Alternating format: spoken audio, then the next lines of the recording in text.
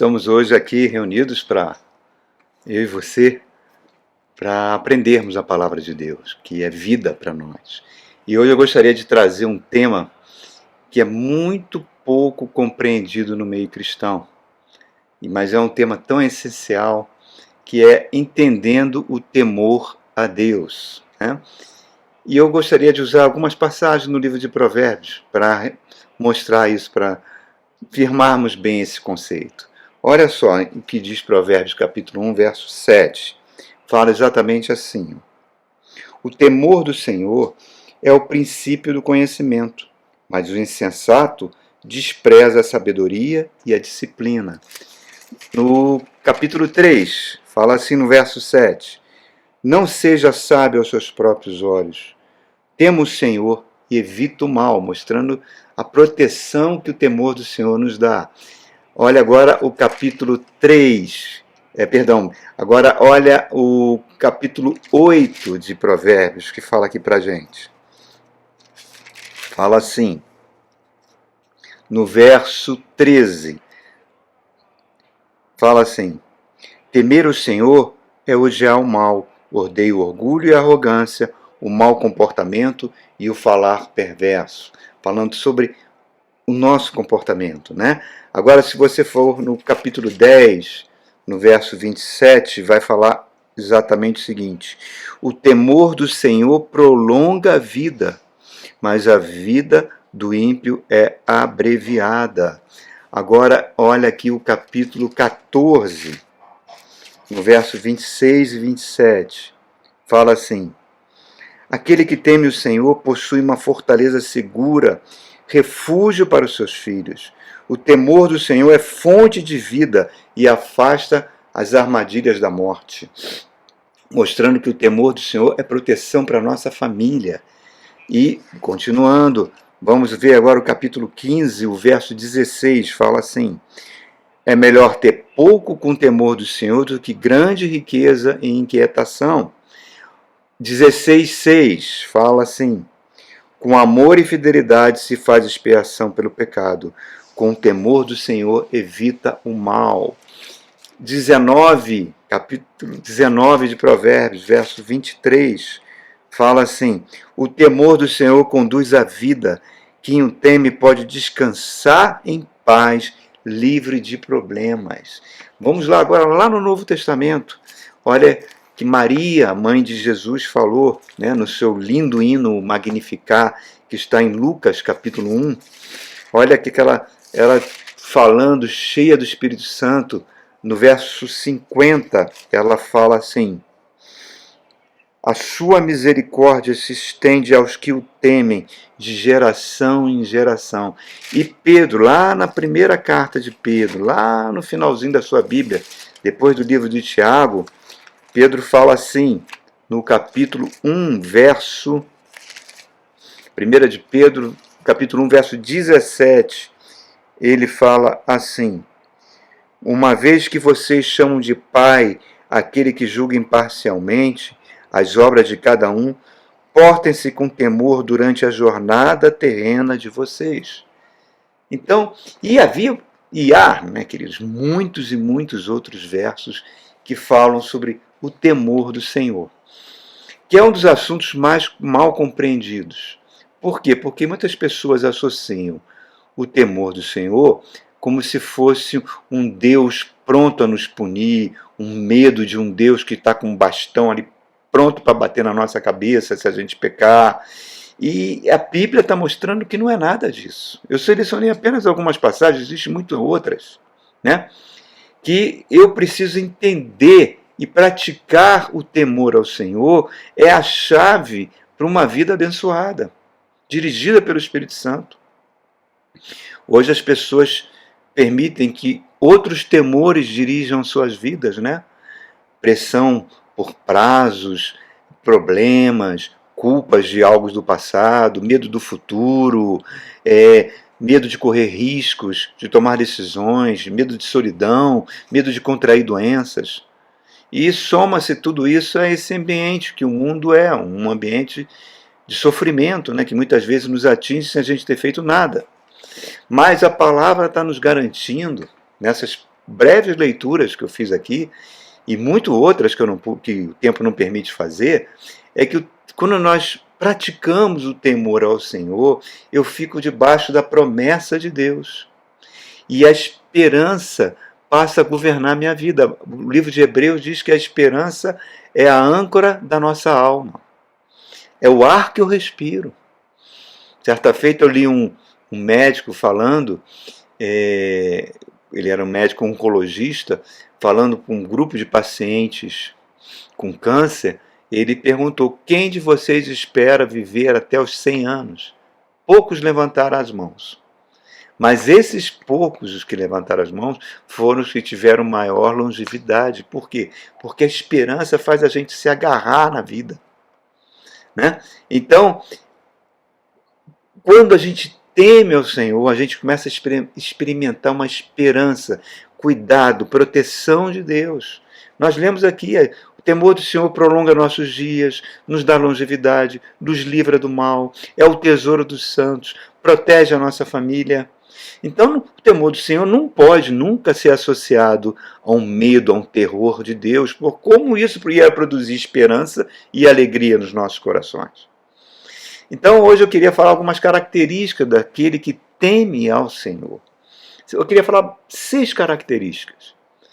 A primeira característica é que o temor do Senhor tem que produzir em nós uma consciência que tudo que nós temos, a nossa vida, a nossa provisão, vem de Deus. Não vem tudo que nós conquistamos, tudo na nossa vida, não vem dos nossos talentos, dos nossos dons, do dinheiro da nossa conta, não vem de nada disso, mas vem do Senhor.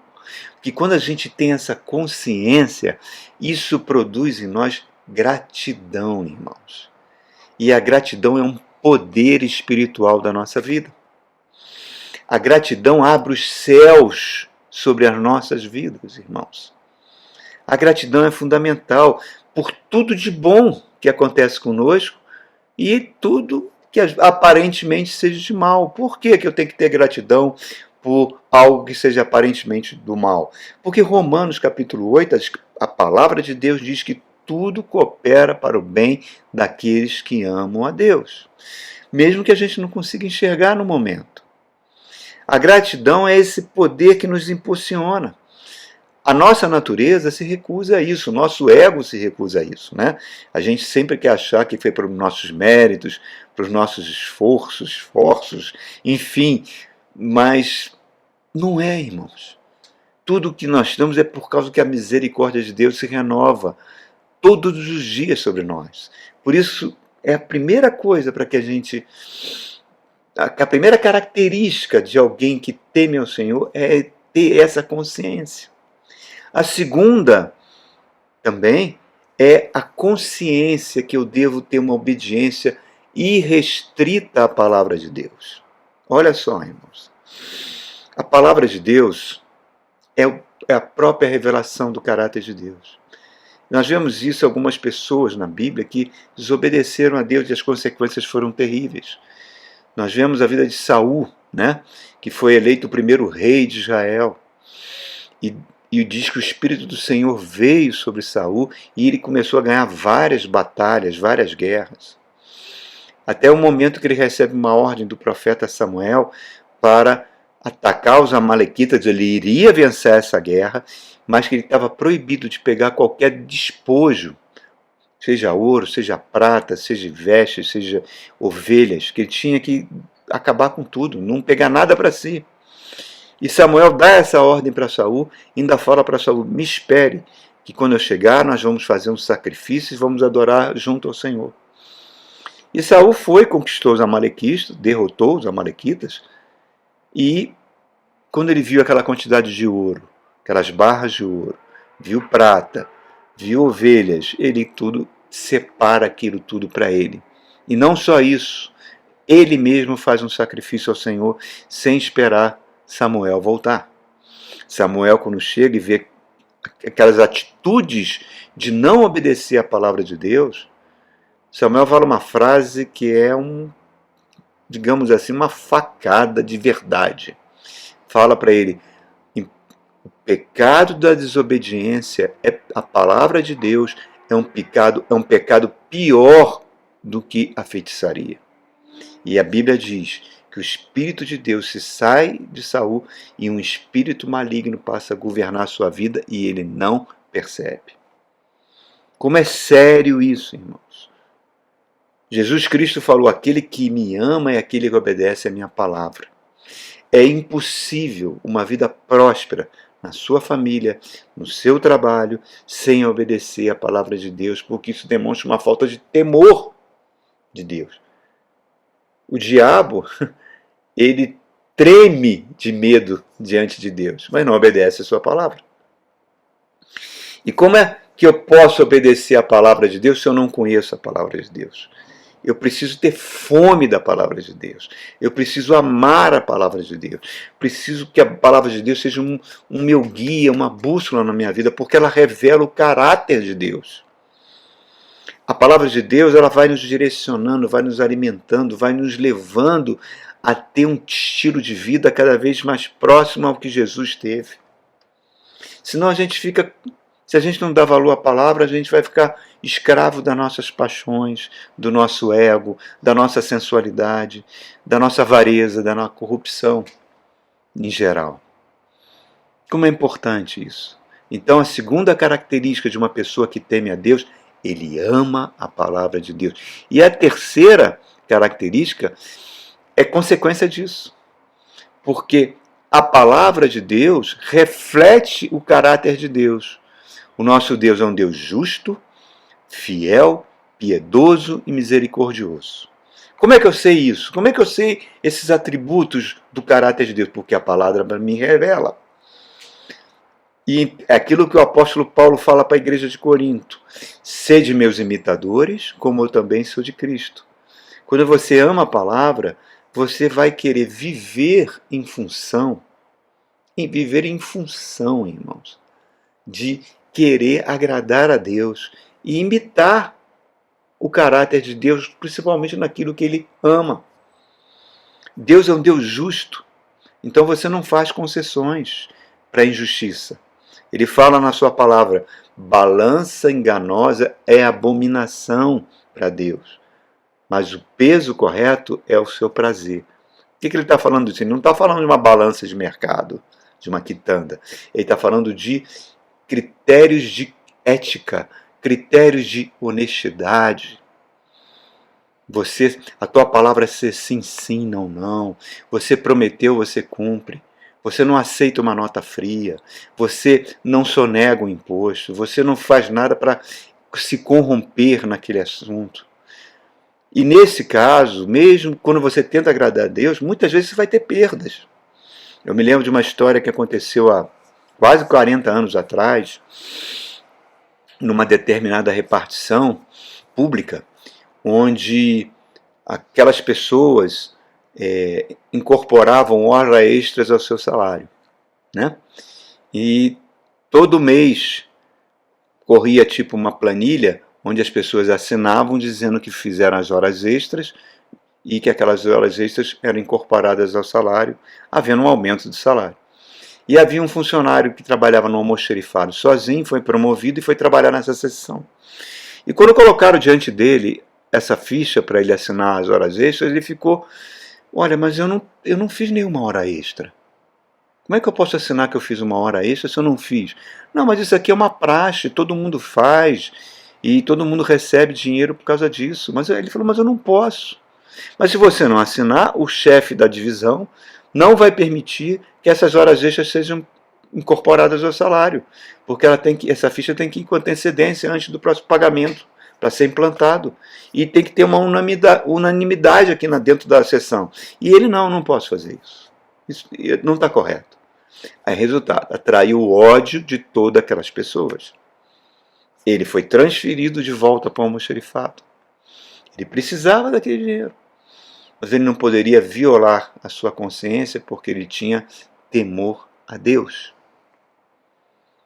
Irmãos, a palavra de Deus fala em Provérbios capítulo 6, versos 16 a 19, as 6 coisas que o Senhor abomina, 7 que ele detesta detesta, olha só, irmão, que palavra forte. Deus detesta olhos altivos, pessoas que são soberbas, que se acham donos da verdade, o que ela falou está certo. Deus abomina isso. Línguas mentirosas, pessoas que propagam mentiras sobre outras pessoas, que traçam planos perversos, que maquinam na sua mente, que usam fofoca para, às vezes, telefonar para alguém, para falar mal de alguém perante aquela pessoa, para tentar fazer a cabeça da pessoa, para puxar o tapete, para tirar irmãos da igreja, né? Para poder quebrar a comunhão dentro de uma igreja, quebrar a comunhão dentro de uma família. Né? Planos perversos que são pés que apressam a fazer o mal. Deus abomina isso. Testemunha falsa que espalha mentiras. Nesse ambiente de fake news, o cuidado que nós devemos ter quando chegar algo no nosso celular, para que eu não dissemine aquilo achando que aquilo é verdade, que existe toda uma indústria de fake news por detrás. Deus abomina pessoas que espalham notícias mentirosas. Deus abomina pessoas que provocam discórdia, que trazem separação, porque essa pessoa se torna um diabo. A palavra diabo vem do latim diabolos, aquele que separa, aquele que espalha. Então reparem, se tudo isso Deus abomina, eu tenho que evitar. Jesus falou, bem-aventurado os limpos de coração, porque verão a Deus. Eu tenho que chegar diante de Deus com mãos limpas. Agora eu sou um pecador. Eu vou ter falhas, eu vou pecar. Mas, mesmo assim, eu tenho que buscar o Senhor. Aquilo que Jesus fala, entre no seu quarto, feche a porta, faça uma avaliação diante de Deus, seja honesto diante de Deus, peça perdão por essas falhas e peça para Deus consertar isso, para que isso não vire hábitos diabólicos, que Deus abomina, porque isso impede que você tema a Deus. E vamos corrigindo a nossa vida com a ajuda do Espírito Santo. Então a gente tem que estar sempre nos avaliando. E uma coisa também que Jesus abominava, Jesus aceitava tudo do ser humano, mas havia uma coisa que ele abominava, era aquela falsa espiritualidade, aquele sentimento de farisaísmo, né? Do fariseu, daquele que se achava santo, mais espiritual do que o irmão, que apontava o dedo para criticar. Ele conta isso em várias parábolas. Ele fala as imprecações dos ais, né, contra os fariseus. Por quê? Porque isso é uma coisa diabólica.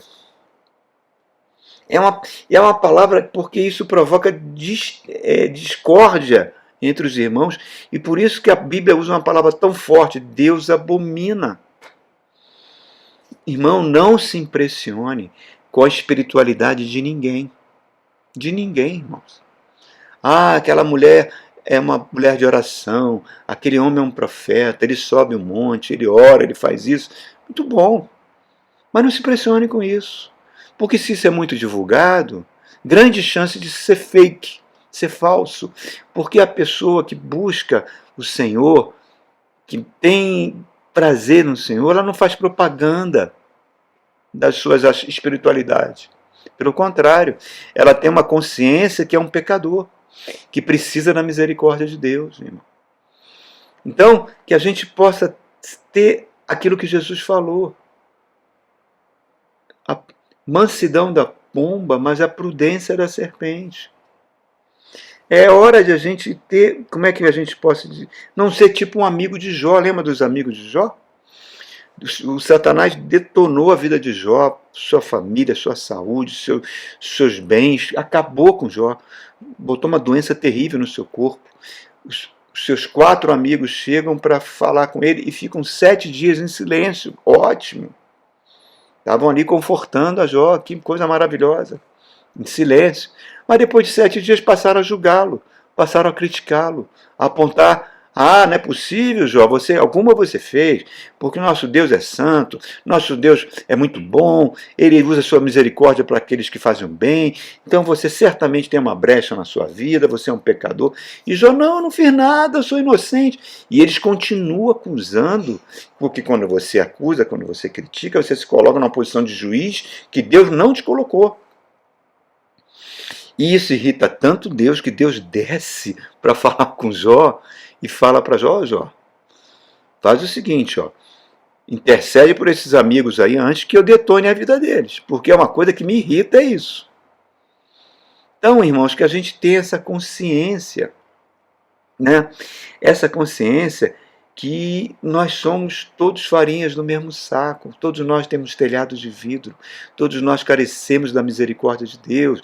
Então eu não posso traçar planos perversos com críticas, apressar para criticar, falar mal dos irmãos.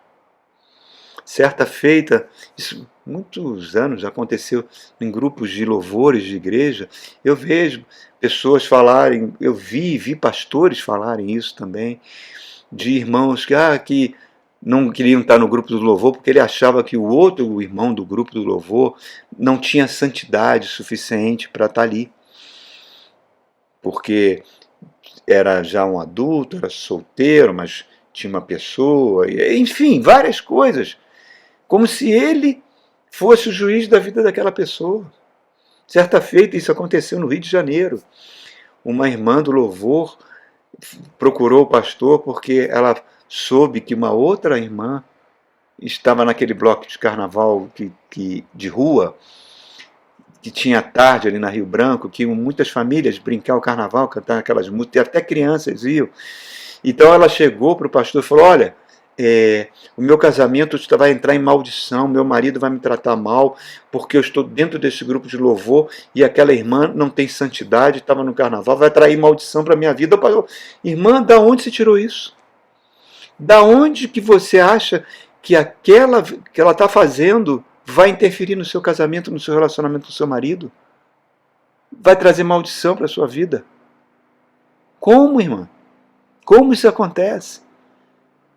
A gente tem que parar com esse negócio de ser caçador de culpados, de acusar, de apontar o dedo às nossas falhas de relacionamento. A gente quer botar culpa nos outros.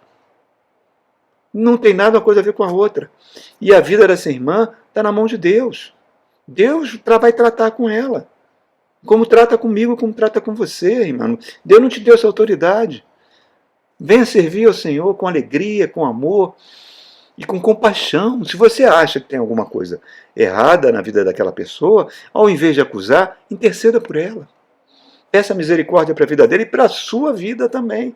Porque você pode estar tendo uma visão equivocada sobre a vida daquela pessoa, está julgando aquela pessoa de forma errônea. E está atraindo, aí sim você pode atrair maldição para a sua vida. Porque você está pecando. Está fazendo algo que Deus abomina. Está sendo um fariseu. Então, queridos, reparem, outra característica maravilhosa que Deus tem, que a gente deveria procurar, é a fidelidade. Deus é fiel. Nós deveríamos ser fiéis, fiéis ao nosso cônjuge, fiel à nossa família, fiéis ao nosso colega de trabalho, fiéis à nossa igreja. Ser fiel. Não é? A fidelidade está se tornando uma característica extremamente rara. As pessoas trocam de igreja como se troca de camisa, troca por qualquer probleminha que aconteceu. Tem pessoas que estão divorciando por meras coisas, meu irmão. Muita gente é fiel ao time de futebol, né? Mata por causa do time de futebol. E esquece que são 22 milionários correndo atrás de uma bola. Mas não é fiel ao seu cônjuge, à sua família. Não é fiel aos seus colegas de trabalho. Eu me lembro do rei Davi. 15 anos sendo perseguido implacavelmente por Saul. Saul querendo matá-lo. Aí tem um momento que Saul está na caverna dormindo, os guardas de Davi, os soldados de Davi falam assim: olha, Davi, agora Deus te entregou ele na sua mão, pega essa lança, mata ele. Davi fala: eu não vou fazer isso. Como é que eu tocaria no ungido do Senhor? Deus está tendo essa oportunidade. Não, eu não sou juiz da vida dele. Não cabe a mim fazer justiça, mas você está sendo perseguido. Deus está permitindo que eu passe por isso, mas eu não vou revidar. Eu não vou fazer isso. Porque eu tenho que ser fiel a ele. Ele é ungido do Senhor. Olha só, irmãos. Davi tinha muitas falhas de caráter. Mas essas características faziam o próprio Deus declarar: Davi é um homem segundo o meu coração. Reparem, queridos, nós precisamos desenvolver essas características. Outra, Deus é um Deus piedoso, misericordioso. A palavra misericórdia quer dizer em acordo à sua miséria, em acordo à sua dor. Pessoas que têm atitudes de amor para com o próximo. Isso é ter temor de Deus. É se colocar no lugar do outro. Não fazer pré-julgamentos. É identificar aquilo que está em Miqueias 6,8. Ó homem, há 3 coisas que eu peço de ti, Deus falando para o homem.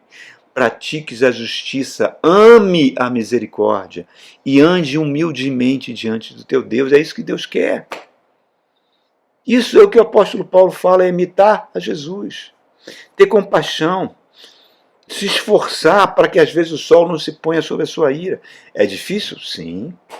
Exige esforço? Sim, mas o reino de Deus, Jesus mesmo falou, é tomado com esforço. É porta apertada, porque a nossa natureza se recusa a fazer isso.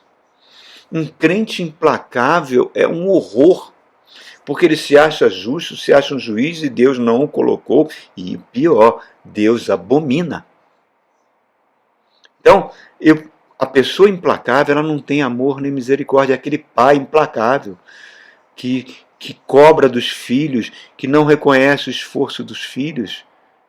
O que faz? Faz aqueles filhos crescerem com a psique doente, que vão ser adultos doentes, que vão ser geradores de maldade. Outra característica que Deus tem, que nós devemos imitar para termos temor a Deus, é sermos generosos. É dar sem receber em troca. Tem gente até que dizima esperando uma troca de Deus. Que isso, irmãos? Atos 20, 35. Apóstolo Paulo se despedindo na cidade de Mileto dos presbíteros de Éfeso, ele faz um lindo discurso no capítulo 20 e vai repetir uma frase que Jesus falou. É o único lugar na Bíblia que tem uma palavra de Jesus que não está nos evangelhos nem no livro do Apocalipse. É quando Jesus fala, é mais importante dar do que receber. Porque quando a gente se doa, a gente está enxergando uma oportunidade de ter maior comunhão com Deus. Provérbio 19 diz, aquele que dá ao pobre empresta a Deus e esse não fica devedor. Olha só, isso é ter temor de Deus. Quarta característica sobre temor de Deus é você olhar para o alvo, aquilo que a Bíblia fala. Eu prossigo para o alvo, deixando para trás as coisas que para trás ficaram. Não deixar que ressentimento, que culpas, que coisas, sofrimentos do passado venham travar a nossa vida, não é virar a página. Eu conheci uma certa vez uma senhora que o marido dela teve uma morte muito rápida, brusca, ninguém esperava por aquilo, foi um ataque fulminante do coração, mas aquilo ela ficou anos e anos e anos, não deixando ninguém tocar no armário, nas roupas dele. Mantinha tudo ali. Eu vi também pessoas que o marido abandonou a esposa, ela deixava as roupas todas ali porque estava orando a Deus para que ele voltasse. E falava, pastor, ele vai voltar? Eu falei, vamos, irmã, vamos voltar, vamos pedir para o Senhor tocar no coração dele. Mas lembre-se, Deus pode até tocar no coração dele, mas Deus respeita as escolhas humanas. Aquilo que o homem planta, ele colhe. Deus respeita. Agora a sua vida prossegue, irmã. Você não pode paralisar a sua vida por causa disso. Você tem que seguir em frente. Davi, quando comete aquele adultério com Betseba, e até planeja a morte do marido, uma coisa horrível, o profeta Natan chega para Davi e fala, essa criança que está no ventre de Betseba, que você engravidou, seu filho, Deus vai matar. Davi chora, Davi jejua, Davi não toma banho, Davi não quer comer, é dia e noite, clamando a Deus para poupar aquela criança. A criança nasce e pouco depois ela morre. E aí as pessoas ficam pensando, gente, como é que a gente vai dar essa notícia para Davi? Como daremos essa notícia para Davi? Como ele vai receber isso? Aí dão a notícia para o rei. E o rei Davi se levanta, toma um banho, bota um perfume, manda vir uma refeição farta, se alimenta e se alegra. Aí os pessoas, porque Davi, você estava chorando, clamando, agora que seu filho morreu, você agora se alegra. Ele falou, enquanto havia a possibilidade de eu mover o coração de Deus para que Deus poupasse essa criança, eu fiz. Agora não. Deus decidiu que a criança não ia viver. Bola para frente, vida que continua. Temos que prosseguir. Olha só, irmãos, que lição, que estilo de vida. O apóstolo Paulo fala uma coisa fantástica. Ele fala, olha, eu não sou digno nem de ser chamado apóstolo. Eu sou um aborto. Eu persegui a igreja do Senhor Jesus. Eu dei meu voto para que alguns cristãos fossem mortos. Mas eu sou o que sou pela graça de Deus. E foi essa visão da vida que fez Paulo prosseguir e se tornar o maior dos apóstolos. E escrever toda a teologia do Novo Testamento, que tem trazido vida para a humanidade nesses 2000 anos, irmãos. Então a vida segue em frente, Deus te deu a vida, Deus emprestou a vida para que você tenha, e Deus é um Deus de recomeço, para que você prossiga sempre, para que você tenha uma vida plena. Isso é temor de Deus. Quinta característica, você ama a casa do Senhor. 27, Salmo 27, verso 4 e 5, Davi fala, ele fala, eu quero estar na casa do Senhor todos os dias da minha vida, porque ali eu vou receber força, proteção. Ali está a unção. Ele ama, e é importante que o temor do Senhor tem que fazer que eu ame a igreja, a casa de Deus, onde a palavra de Deus é pregada. Dê mais valor à sua igreja do que a casa da irmãzinha que é profeta, ou da irmãzinha de oração. Não, é a casa de Deus. É ali que a palavra é pregada, é ali que a palavra vai nos confrontar, vai mostrar que nós precisamos corrigir nossa vida, avaliar nossa vida, vai repor forças, vai levar você a adorar a Deus, a louvar a Deus. Cada culto que você esteja presente, você está repondo suas forças. Você vai falar, acertei nisso, errei naquilo, Deus vai nos corrigir. Sem isso a gente enfraquece. Então, uma característica de uma pessoa que teme a Deus, ela ama estar na casa do Senhor. E olha só, irmãos, um princípio básico é a gente ser fiel à igreja que nos alimenta. Isso é um princípio básico, irmãos. Básico daquele que teme ao Senhor. E última característica, tem outras, mas eu posso, dessas que eu apontei aqui, a última característica é a pessoa que teme ao Senhor, ela não murmura, não se queixa contra Deus. Quando está passando por problemas, por dificuldade, não fica, cadê Deus? Por que Deus permitiu? Não faz isso. Aquela passagem que Jesus está no barco dormindo, cansado, dormindo lá na polpa do barco, e os discípulos vão enfrentando um vento terrível, um mar terrível, água entrando dentro do barco, jogando o barco de um lado para o outro. Eram homens do mar, experientes, e aí eles olham Jesus dormindo e dão uma bronca em Jesus. Está lá no Evangelho de Marcos. Como é que você está dormindo aí, rapaz? O Jesus, acorda, Jesus. Você tem que se importar conosco. Aí Jesus acorda assim, meio cheio de sono. Olha aquele mar, olha aquele vento, fala, vento, acalma-te. Mar, fique sereno. E o mar e o vento obedecem, eles ficam espantados. Quem é esse que até acalma, dá ordens para o vento e para o mar? Quem é esse?